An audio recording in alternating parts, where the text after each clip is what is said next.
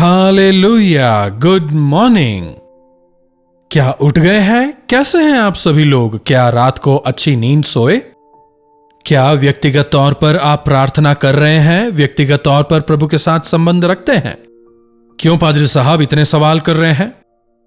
ऐसा ना सोचें, अपना कुशल क्षेम हमें बताएं। व्हाट्सएप कर सकते हैं या फिर लाइव चैट पर भी आ सकते हैं। आपके लिए और अधिक बोझ के साथ प्रार्थना करने में और प्रभु के दिए संदेशों को और अधिक जिम्मेदारी से आप तक पहुंचाने में आपके मैसेजेस हमारी काफी अधिक मदद करेंगे। प्रार्थना से मनन की शुरुआत करें। पवित्र पिता, आपका धन्यवाद प्रभु, एक बार फिर से आपके सानिध्य में हम इकट्ठा होते हैं। हमसे बात करें, यीशु के नाम से प्रार्थना मांगते हैं, आमीन। रहस्य प्रार्थना, एकांत में की गई प्रार्थना, बदलाव लाने वाली प्रार्थना, हाथ उठाकर प्रार्थना, घुटनों पर प्रार्थना। इस प्रकार से हमने विभिन्न प्रार्थनाओं के विषय सीखा। संघर्ष की प्रार्थना, बहुत सारी प्रार्थनाएं सीखी है ना? अगर चाहें तो बीते एपिसोड्स को आप देखें। बीते कुछ दिनों से हम लगातार प्रार्थना के विषय पर मनन करते आ रहे हैं। यह प्रार्थना की जो श्रृंखला है, इसके खत्म होते होते मेरी यही आशा है कि आप प्रार्थना योद्धा बन जाएं। आप लगातार प्रार्थना करने वाले हों, रहस्यमयी प्रार्थना करने वाले हों, आप घुटनों पर प्रार्थना करने वाले आप बन जाएं। संघर्ष और विश्वास की प्रार्थना आप में हो। इन दिनों की जो हम परिस्थितियों को देख रहे हैं, शैतान का सामना करने के लिए एक प्रमुख हथियार जो हमारे पास है,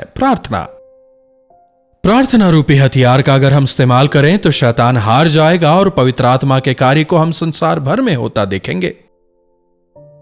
विश्वास के साथ हमें प्रार्थना करना है। मैंने कई बार इस बात का जिक्र किया है। तुम्हें जो चाहिए तुम मुझसे मांगो। अगर तुम्हें ज्ञान चाहिए तो मांगो, पर अगर अविश्वास से मांगोगे तो कुछ भी नहीं मिलेगा। विश्वास की प्रार्थना से चमत्कार होते हैं। विश्वास की प्रार्थना रोगी को स्वस्थ करती है। विश्वास के द्वारा की गई प्रार्थना के जरिए हम अद्भुत आश्चर्य कर्मों को देख सकते हैं। विश्वास मतलब जो नहीं देखा उस पर यकीन करना। कई बार हम प्रार्थना तो करते रहते हैं, लेकिन हमारे जीवनों में कहीं ना कहीं से वो अविश्वास घर कर जाता है। एक घटना की ओर आपके ध्यान को मैं लाना चाहूंगा, और यह घटना जो है, इसके जिक्र को हम नए नियम की जो पहली पुस्तक है उसमें पाते हैं। कौन सी पुस्तक है वो? क्या आप जानते हैं? बताइएगा। जी हां, मत्ती रचित सुसमाचार, उसका 14वां अध्याय और उसकी 23वीं आयत से पढ़ना चाहूंगा। वे लोगों को विदा करके प्रार्थना के लिए अलग पहाड़ पर चढ़ गए और शाम को वे वहां अकेले थे। देखिए यीशु मसीह की प्रार्थना कितनी लंबी है। वे 5 रोटी और 2 मछलियों से इतने सारे लोगों को खिलाने के बाद, ठीक है अब प्रार्थना की क्या जरूरत है कहकर चुपचाप नहीं बैठ जाते। शिष्यों को नाव पर अलग भेजकर पहाड़ पर चढ़ गए और अकेले वहां पर बैठकर प्रार्थना कर रहे हैं। रात होने तक प्रार्थना करते हैं। उस समय नाव झील के बीच लहरों से डगमगा रही थी, क्योंकि हवा सामने की थी। और वे रात के चौथे पहर झील पर चलते हुए उनके पास आए। रात के चौथे पहर का मतलब करीब करीब सुबह होने के आसपास। विभिन्न लोगों के अलग अलग विश्लेषण हैं। जो भी हो, आधी रात तक वे अकेले बैठकर प्रार्थना करते हैं, और इस दौरान समुद्र में भयंकर तूफान उठ जाता है। शिष्य वहां पर अकेले हैं, उनके बारे में सोचकर प्रभु वहां आते हैं। देखो मैं कितना महान हूं यह दिखाने के लिए नहीं। प्रभु जब भी जो कुछ भी करते हैं, हमारी आवश्यकताओं को समझकर हम पर दया करके करते हैं। विश्वास करें, उनके लिए समुद्र पर तूफान में प्रभु चलकर आ रहे हैं। कितना हमसे प्रेम करते हैं। लेकिन यहां देखिए इन शिष्यों की हालत क्या है। वे झील पर चलते हुए उनके पास आए, पर चेले उन्हें झील में चलता हुआ देखकर घबरा गए और कहने लगे वह भूत है, और डर के मारे चिल्लाने लगे। उनके विचार में भूत है, प्रभु नहीं। इतने बड़े चमत्कार को उन्होंने देखा है। जो आपके मन में होता है वही आपकी जबान से बाहर निकलता है। मुझे क्यों भूत के सपने आते रहते हैं? क्या ऐसा कह रहे हैं? कहीं ऐसा तो नहीं आप भूत ही के विषय सोचते रहते हैं? अपने मन को परमेश्वर के विचारों से भरे, आप परमेश्वर के दर्शन को पाएंगे। यूसुफ ने बचपन से ही अपने मन को परमेश्वर की ओर लगाया। उसने परमेश्वर के दर्शन को पाया। जो होने वाला है परमेश्वर ने उसे दिखाया। हम अरे पता नहीं क्या होगा, लोग क्या बोलेंगे, इसी सोच में रहते हैं, इसीलिए हमेशा डर कर रहते हैं। भले ही प्रभु हमारी सहायता करना चाहते हो, लेकिन हम प्रभु पर ही संदेह करने लगते हैं। भूत है कहकर डर कर चिल्लाने लगे। 27वीं आयत देखिए। यीशु ने तुरंत उनसे बातें की और कहा, ढाढ़स बांधो, मैं हूं, डरो मत। उनमें जो शंका थी उसे दूर किया। मत डरो, यह मैं ही हूं। कोई भूत नहीं है, यह मैं हूं। तो जब प्रभु यह कहते हैं, विश्वास करना चाहिए या नहीं? बताइए, हां या नहीं? क्या हम प्रभु के वायदों पर विश्वास करते हैं? प्रभु की बातों पर विश्वास करते हैं? अगर विश्वास करते हैं तो उनकी आज्ञा मानेंगे। कहते हैं मानता हूं, क्या फायदा? दुष्ट आत्माएं भी मानती हैं। क्या मानने वाले प्रभु पर आप विश्वास करते हैं, या अविश्वास ही से आज भी प्रार्थना कर रहे हैं? यह मैं ही हूं कहने के बावजूद भी देखिए यहां पतरस क्या कह रहा है। पतरस ने उनसे कहा, हे प्रभु, यदि आप ही हैं तो पानी पर चलकर मुझे आपके पास आने की आज्ञा दें। अगर यह आप ही हैं तो पानी पर चलकर आने में मेरी मदद करें। हमारी प्रार्थनाएं भी कई बार ऐसी ही होती है। अगर आप परमेश्वर हैं तो मुझे यह दें। अगर आप परमेश्वर हैं तो मेरे बच्चे एग्जाम में पास हो जाएं। अगर आप वास्तव में सामर्थी परमेश्वर हैं तो मुझे ये दें, वो दें, ये कर दें, वो कर दें। जब आप यह कहते हैं अगर, तो वह अविश्वास है। समझ रहे हैं? आधा विश्वास भी अविश्वास ही है। पूर्ण हृदय से उन पर विश्वास करें। प्रभु को सबूत देने की जरूरत नहीं है। कई लोगों की प्रार्थनाएं ऐसी ही हैं, इसीलिए हमें जवाब नहीं मिलते। अगर आप हैं, जी नहीं। बावजूद इसके हमारे अविश्वास को देखकर प्रभु हमें दूर नहीं करते, सहायता करते हैं। चलो कोई बात नहीं, पतरस के अविश्वास को मैं दूर करता हूं, मेरी कई योजनाएं हैं उसके विषय। कहते हुए देखिए प्रभु क्या कह रहे हैं। उन्होंने कहा, आ। तब पतरस नाव पर से उतरकर यीशु के पास जाने को पानी पर चलने लगा। हालेलुया।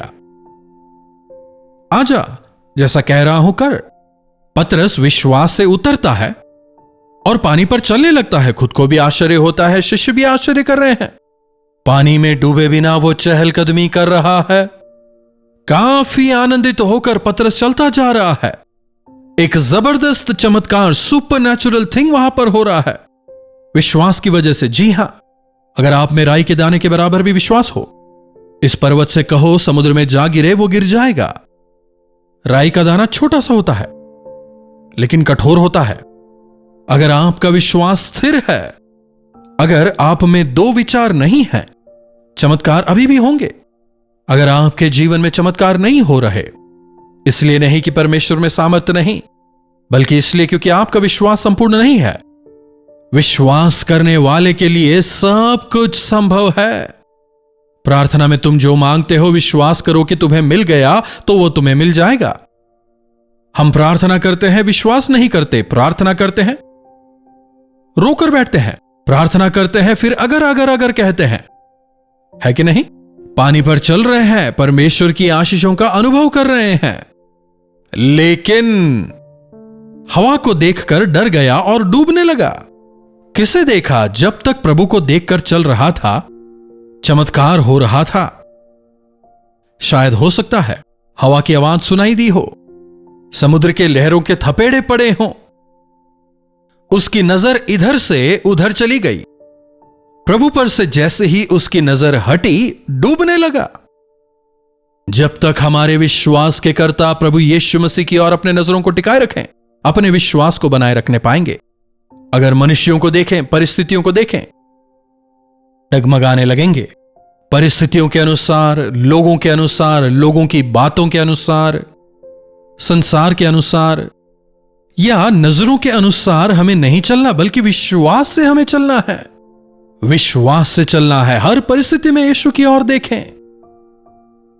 भले ही परिस्थितियां डराएं, भले ही लोग मजाक उड़ाएं, आपकी नजरों में भले ही सब कुछ असंभव लगे, नजरों को यीशु से ना हटाएं। यीशु की ओर देखते हुए आगे बढ़ते जाएं। नहीं गिरेंगे, बचाए जाएंगे, आशीष पाएंगे। पतरस पानी पर चलता है, लेकिन हवा को देखकर डर गया और डूबने लगा। और फिर जब वो डूबने लगता है, 30वीं आयत, दोबारा प्रार्थना करता है, प्रभु अगर आप हैं तो मुझे बचाएं। ऐसा नहीं कह रहा, प्रभु अगर आप हैं तो मुझे बचाएं, ऐसी प्रार्थना नहीं कर रहा, क्योंकि जानता है अगर ऐसा कहेगा तब तक डूब जाएगा। पहले आराम से नाव में बैठा था, अगर आप हैं तो मुझे चलाएं, नहीं तो मैं नाव में आराम से बैठूंगा, कह रहा है। लेकिन अब परिस्थिति बदल गई है। अगर थोड़ी सी भी देरी हुई तो वह पूरी तरह डूब जाएगा, मर जाएगा। समस्या गले तक आ गई है।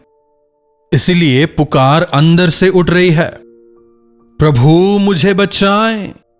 हाथ बढ़ाता है। जी हां, प्रभु आप ही मेरा सहारा हैं कहकर प्रार्थना करें, जवाब अवश्य पाएंगे। आप नहीं है तो मेरे दोस्त हैं, आप नहीं है तो मेरा परिवार है, आप नहीं है तो प्रशासन है। इस प्रकार आधे अधूरे विश्वास से अगर आप प्रार्थना करें, आप कुछ नहीं पाएंगे, कुछ नहीं पाएंगे। इसीलिए कई सारे लोग जो कहते हैं हम प्रार्थना कर रहे हैं, प्रार्थना कर रहे हैं, लेकिन कुछ नहीं होता, उसका मुख्य कारण है आप अविश्वास से प्रार्थना कर रहे हैं। हे प्रभु मुझे बचाएं, लॉर्ड सेव मी, एक छोटी सी प्रार्थना जो दिल के अंदर से निकलती है। कैसे महान प्रभु है हमारे। तुरंत यीशु ने हाथ बढ़ाकर उसे थाम लिया। तुरंत ही यीशु ने हाथ बढ़ाकर उसे उठा लिया। आप जिस परिस्थिति में हैं, अगर आप गिर गए हैं, आप जिस गड्ढे में पड़े हैं, वहीं से आप प्रभु को पुकारें। जैसे ही आप पुकारेंगे, तुरंत प्रभु आपको बचाएंगे। दलदल की कीच से मैं उन्हें निकालूंगा, प्रभु का वायदा है। किस मुंह से मैं प्रभु के पास जाऊं, ऐसा कभी ना सोचें। मेरी स्थिति को कोई नहीं बदल सकता, परमेश्वर भी नहीं, ऐसा ना सोचें। यहां पतरस डूबने की कगार पर है। शायद केवल हाथ ही बाहर हो। कुछ और क्षण बीतते ही समुद्र की आंधी में वो डूब जाएगा, लेकिन प्रभु हाथ बढ़ाकर उसे थामते हैं और ऊपर उठाते हैं। कहते हैं, अल्पविश्वासी, तूने क्यों संदेह किया? क्यों संदेह किया? विश्वास तो है लेकिन कम है, तू अल्पविश्वासी है। तूने संदेह क्यों किया? किसी इंसान पर संदेह करें वो अलग बात है, लेकिन जब बात परमेश्वर की आए, उन पर संदेह ना करें, उन पर विश्वास करें। आपका विश्वास परिपूर्ण हो, पूरा हो। अल्पविश्वासी, आधा अधूरा विश्वास। जब आपको प्रार्थना में इंतजार करना पड़ता है, विश्वास कमजोर हो जाता है। अविश्वासियों के बीच में जब आप होते हैं, आपका विश्वास जाता रहता है। जब आप परमेश्वर की संतानों के साथ में रहेंगे, जब आप प्रभु के वचन को सुनेंगे, विश्वास सुनने से आता है, तो आपका विश्वास बढ़ेगा। प्रभु के संतानों में विश्वास है, लेकिन वो विश्वास काफी नहीं है। हमारे विश्वास को दिन प्रतिदिन बढ़ना है। छोटी छोटी बातें नहीं, लेकिन महान चमत्कार आपके जीवन में हो, ऐसा विश्वास आप करें। विश्वास से प्रार्थना करें। प्रभु के लिए असंभव कुछ भी नहीं है। आपके जीवन की रुकावट क्या है मैं नहीं जानता। शायद डॉक्टरों ने कह दिया आपके संतान नहीं होंगे। 8 साल हो गए हैं, 10 साल हो गए हैं, हम अलग ही रह रहे हैं, क्या हम दोबारा एक साथ जी पाएंगे? बच्चों ने मुझे छोड़ दिया, कई साल हो गए हैं, क्या वे दोबारा मेरे पास आएंगे? चाहे ऐसी कठिन परिस्थितियां क्यों ना हो, यदि आप विश्वास से प्रार्थना करें, प्रभु के लिए असंभव कुछ भी नहीं। आपकी प्रार्थनाओं के जवाब देंगे। प्रार्थना। पवित्र पिता, एक बार फिर से अपने वचनों द्वारा आपने हमसे बात की, आपका धन्यवाद। हमारे जीवनों में हमें विश्वास दें, विश्वास करना सिखाएं।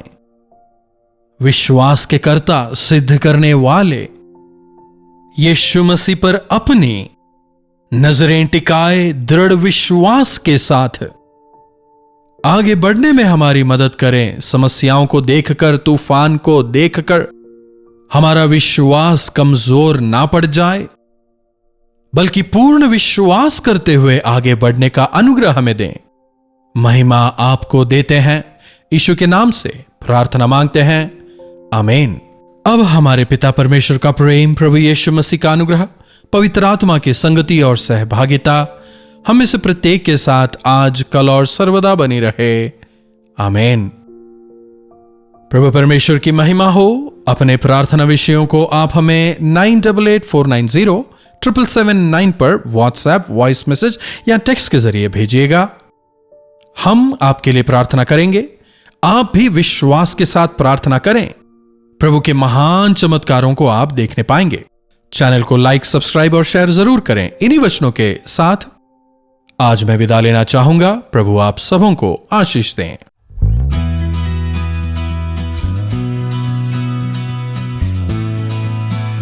कोलकाता और कोलकाता के आसपास के दर्शकों के लिए खुशखबरी। डॉक्टर जयपॉल कोलकाता आ रहे हैं। तारीख है 4 मार्च दोपहर 2 बजे से शाम 7 बजे तक। जगह है Bible society of India, Jawaharlal Nehru road, Dharmatala. अधिक जानकारी के लिए संपर्क कीजिए 8939527527 या 9884907779 पर। तो डॉक्टर जयपॉल से मिलने का ये मौका बिल्कुल न चूकें।